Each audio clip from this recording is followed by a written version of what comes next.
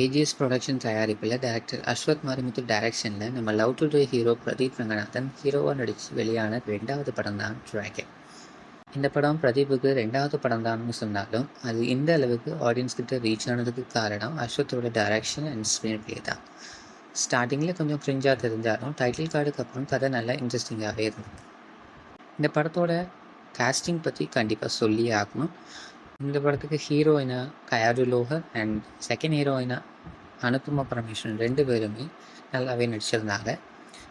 And அது கூட supporting characters கூட டேரக்டர் மிஷ்கின், ஜார்ஜ் மரியம், விஜய் சித்து, ஹர்ஷத், கௌதம் வாசுதேவ் மேனன், ஃபேட்மேன் ரவீந்தர்னு இப்படி எல்லாருமே சிறப்பாக அவங்களோட கேரக்டரை பண்ணியிருந்தாங்க. இப்போ வர படங்கள் மாதிரி இல்லாமல் என்னதான் ஹீரோ பிரவர்த்தனை பண்ணாலும் கடைசி வரைக்கும் அதையே மெயின்டைன் பண்ணாமல் திருந்துற மாதிரி காட்டினதும் இந்த படத்தோட வெற்றிக்கு இன்னொரு காரணம்.